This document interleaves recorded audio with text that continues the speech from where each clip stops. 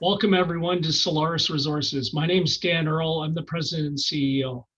Solaris is a copper growth and discovery story. What you have here in this company is a very special portfolio of assets that was taken on by the Augusta Group with the goal of surfacing the maximum value and then selling these projects as we advance and get deeper into the copper cycle. Now, if you're not familiar with the Augusta Group, it has a totally unrivaled track record of value creation in the mining sector, specifically in this niche of exploration and development. So this totals over $4.5 billion of exit transactions in the last decade and a further $4 billion of investment-driven gains. So this includes transactions like selling Ventana Gold for $1.6 billion in 2011, Augusta Resource Corp for $670 million in 2014, and then co-founding Equinox Gold in 2017, which now has over a $3 billion market cap. And then most recently selling Arizona Mining for $2.1 billion in 2018. And it's that latter transaction at the $2 billion mark that we hope to eventually eclipse with this company if we can execute on our strategy. So how do we go about doing that? Well, it's the same solution that we've always applied. So it starts with a world-class asset, which we have here in our flagship Warintza project in Ecuador. This was a high-grade open pit discovery made by the late great David Lowell in the early 2000s that we came in and revitalized by restoring its social license in the wake of the good work that Lundin had done in Ecuador to the south of us. And Lundin's a strategic supporter of ours.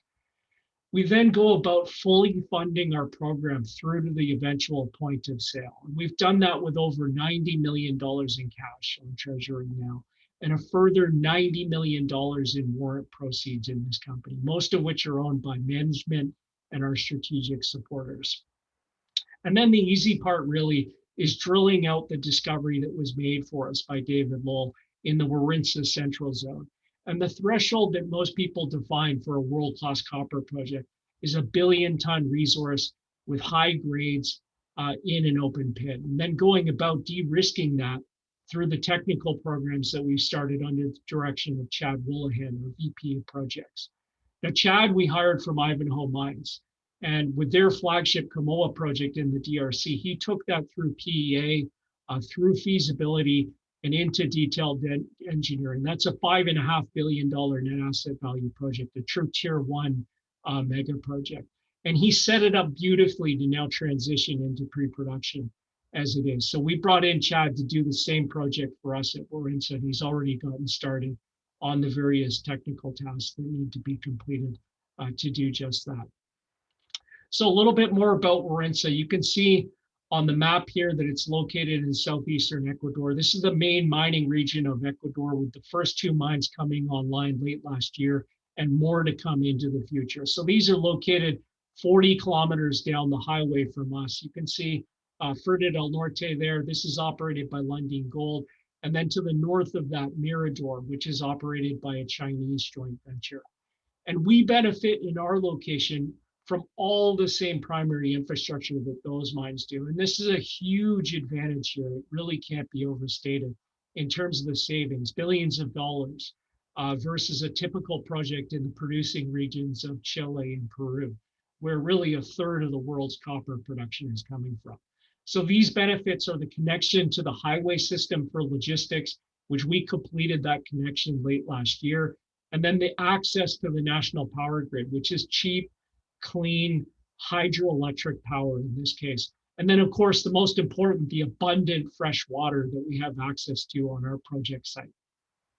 So there are two porphyries that are located next to us. These are San Carlos and Panatza. Together, these are about 1 billion tons, but you can fit them inside of the footprint of our central zone to give you an idea of the scale that we're working with. You can see in the 3D image, the historical drilling that was completed by David Lowell in the early 2000s. That was limited to a depth of about 200 meters. And then our drilling colored over top of that, where you can see that we've extended the mineralization to depth anywhere from 600 to 1,000 meters depth with similar sorts of grades, the highest grades right from surface, and then high grade mineralization right down the drill holes.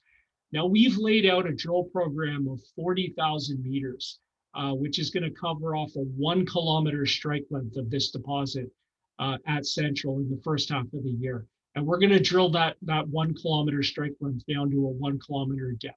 So what we're talking about in terms of a volume here is 1.4 billion tons of rock that we're going to have drilled off. And the eventual resource that we publish, it'll be whatever subset of that volume is mineralized above our cutoff grade and fits inside an open pit shell. And keep in mind the context of what the best open pit copper projects available globally would look like in terms of resource inventory. So these would be projects like Anglo American's Quellaveco project in Peru. That's sitting at about 1.3 billion tons at 0.57% copper, or even Teck Resources QB2 project in Chile. This is 1.4 billion tons at 0.48% copper. And both of these are true mega projects, plus $5 billion capex due to the infrastructure, the elevation, the lack of fresh water, and so on. And so that's what we're talking about in terms of the threshold that we need to achieve at Warintza Central to become the top development copper project available globally. And then, of course, we've got the rest of the system. That's really the greater part of the potential of this project that we're going to get to. So you see that here on this slide. What we're looking at is 3D imagery of a geophysical survey that we completed in February. So we've got the results for really the central cluster of porphyries on this project that you see on this slide. But then we're processing the geophysical results for the rest of the property package. And the solids that you see there, those are volumes of highly conductive rock with the conductivity coming from high sulfide content. And you can see in our central zone, we've got a really good correlation between our drilling delivering high volumes of sulfides, high grades in terms of copper, and then high conductivity coming from the geophysical survey. And then what you see is basically a continuous anomaly from the west through the central zone where all of our drilling is located, and then out to the east zone. So that's a 3.5 kilometer long span there for this geophysical anomaly. And that's encompassing something like a 10 billion ton volume of highly conductive rock that we need to get in and drill test. Now, the only drilling that we've done outside of Central was the single hole at Warintza West, and that resulted in a discovery. So that first hole at Warintza West that you see on the left side of the image there, that returned 800 meters of 0.31% copper equivalent and 260 meters of 0.42% copper equivalent, all from surface. And that entire interval is outside of the high conductivity anomaly. Lower sulfide content, lower grade, doesn't produce the conductive response that we're getting in this anomaly with the high sulfide content and the high grades in the drilling that you see at Central. So the first step for us is drilling the area between Central and West, so stepping out to the west from Central. You can see in the drill holes that we released just recently where we stepped out, we continue to hit 1% copper from surface in the western extension of Central. So we'll continue to do that and continue to step out and add to that inventory of high-grade material that we find on the west side of Central. And then we'll target Marinsa East, so stepping out to the east for 1.5 kilometers of the central zone. And then we'll follow that up with drilling at Warintza South. And Warintza South is an entirely separate target, much larger than we previously understood from the geochemical work that we've done at surface, which was really just mapping the portion of that system that you see in the geophysics that comes close to surface down in the valley in that location. But the overall volume of the high conductivity solid that we have at South, representative of the high sulfide content in this system, is 5 billion tons. So it's an enormous target in its own right. So altogether, what we're talking about is 10 billion tons of high conductivity anomaly at west through central to east, and then 5 billion tons at south, 2.5 billion tons at Yowie, which is a new target that we identified through this geophysical survey.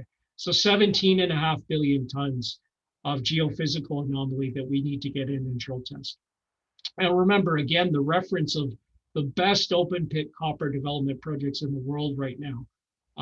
Quellaveco is only 1.3 billion tons. QB2 is only 1.4 billion tons. So that's what we need to exceed with Warintza Central if we want to take over that mantle as the best, the largest and the highest grade open pit copper development opportunity available globally. And the rest of the drilling, the high impact drilling that we're going to do over the first half of the year, the extension of Central to the west, the extension of Central out to the east, Warintza East, and then the discovery drilling that we'll be doing at Warintza South and Yowie.